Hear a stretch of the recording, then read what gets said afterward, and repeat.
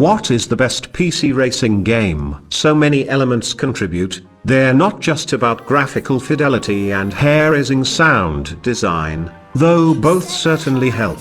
They're about pulling you into the action as if you're there in the driver's seat, eyes strained as the asphalt whips past at 240 km/h. From honing your timing for a perfect gear shift to kicking out the back end for a sublime drift, a quality racing game just feels right. Don't go asking, how could you forget about Grand Prix legends? Where's Jeff Crammond? When versions of those games surface on Steam or GOG, we'll be the first in line to play them again. And inevitably find they haven't aged as well as we hoped. So for those of you who are just looking to hop in and fire up the engine of a superb racer, whether that's an intricate simulation or an arcade thriller, these are the best racing games to play right now.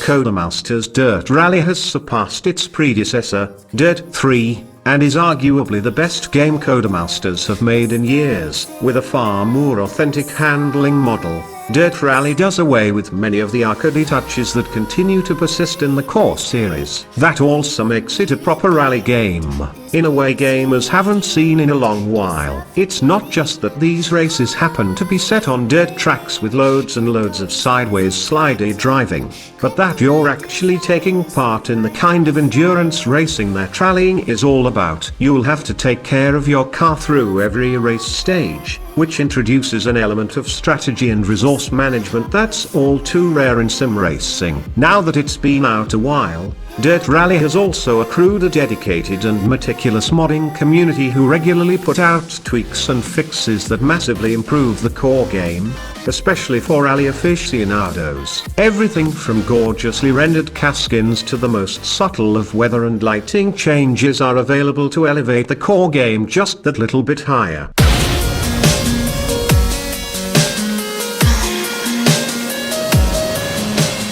Shift 2 might be the best compromise between realism and accessibility of any game on this list. It's not just the ways the car handle, menacing, but capable, but the way it consistently thinks about what players need to perform at a high level, rather than lock your view gazing out over the hood, or ask you to spring for track ear to let you turn your head.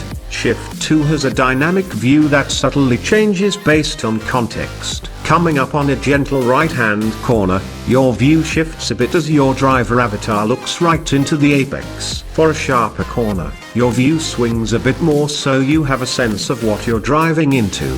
Yet it doesn't feel disorienting at all.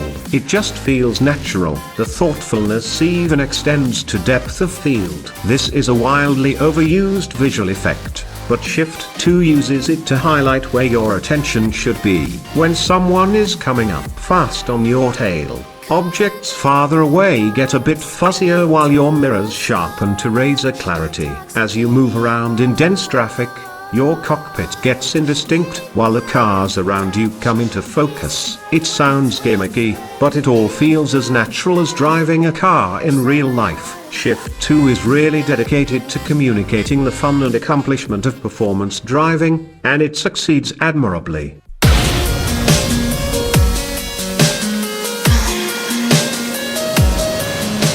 Project Cars is not without its issues, and a plethora of minor but noticeable bugs have definitely dampened enthusiasm for what was one of the PC's most exciting races. Still, it's one of the best racing packages on offer, with tons of rarely seen racing series and UK circuits that set it apart from its competition. Project Cars is not just beautiful, but its vehicles and tracks are lovingly recreated and wonderfully diverse. You can drive classic Formula 1 death traps around modern race courses, or take a Le Mans car around the dazzling and underutilized Watkins Glen racetrack, which rivals Spa for hilly grandeur. Or you can say to hell with all that noise and hop into a kart. Just nobody mentioned Project Cars 2.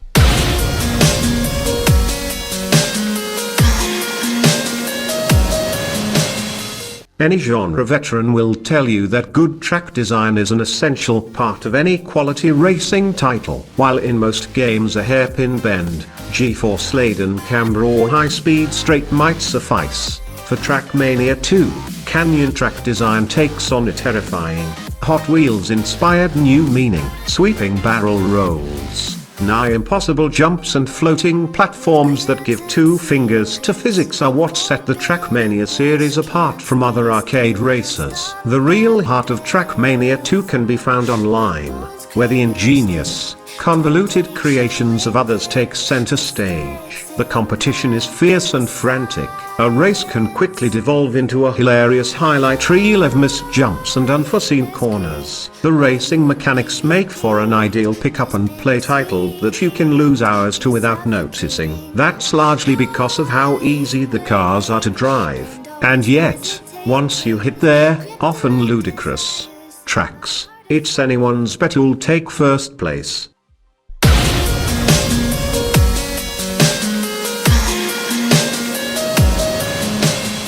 Add the thrilling chases of Need for Speed, Hot Pursuit to the sandbox elements of Burnout, Paradise, and you get Need for Speed, Most Wanted, putting players behind the wheel in the gorgeously detailed city of Fairhaven and offering them instant access, provided you can locate them, to a roster of 31 cars, as well as 10 additional cars, which can be unlocked by beating challenges. Need for Speed Most Wanted's greatest strength is its variety of challenge types, races and freeform objectives to complete. You can spend hours drifting, speeding or crashing through Fairhaven without having to do the same type of challenge twice. Moreover, the versatility of Most Wanted's driving mechanics allow for newcomers to feel immediately at home, despite the surprising amount of depth and precision that can be found after spending a considerable amount of time with the game.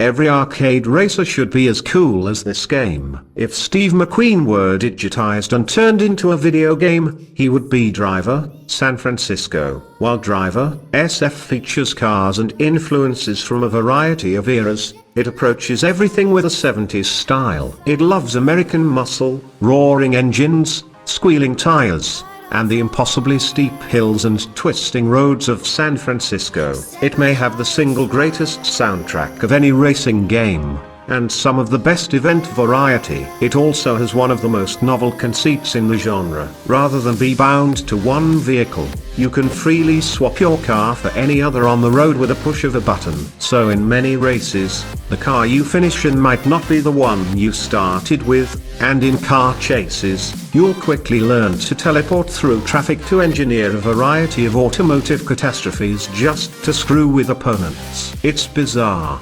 original, and perpetually delightful.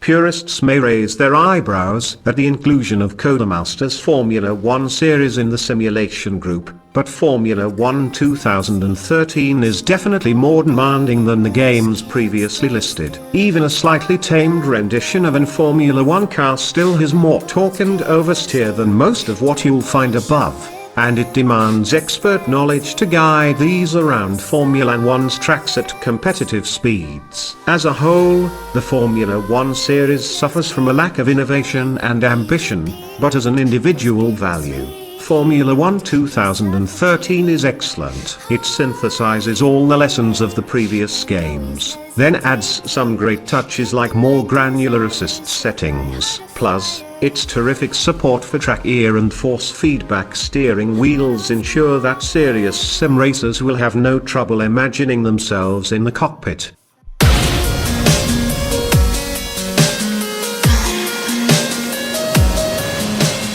You can't put together a list of great simulation racing games without having something from Simbin. While the studio appears to have lost its way a bit with the dubious free-to-play race room racing experience, Simbin were sim racing royalty during the mid-2000s. Race Injection is their capstone game, the package that combines just about everything they accomplished with the GTR series and Race 07. These are hard games, but the race-modified sedans of the World Touring Car Cup should ease your transition into serious racing. Even a racing Honda Accord is still a Honda Accord, and the slightly more manageable speed and difficulty of the WTCC is a great place to learn the track's and Simbin's superb physics. But there are muscle cars, endurance cars, and open-wheel racers to choose from in this package, all of them brilliantly recreated and offering unique driving challenges. For the money, you probably can't do better than Race Injection for sim racing. Unfortunately, the Race series was also long in the tooth even as Injection was released, and there's no concealing the old tech it's built on. Don't let the flat lighting and dull graphics throw you off, though. A few minutes with these cars, especially if you have a quality force feedback wheel, and you won't even notice the aged appearance.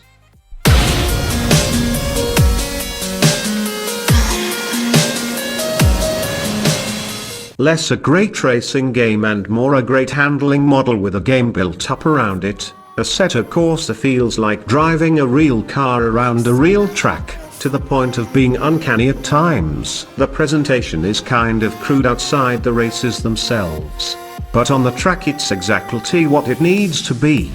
Right down to some terrific AI driving. These aren't slot car drivers, but convincing opponents who will overcook it going into a turn, lose control as they try to get back onto the track, and even give you a love tap as you race side by side through a turn. It's definitely a great option for people who need something that combines modern, attractive graphics and good AI with high fidelity simulation.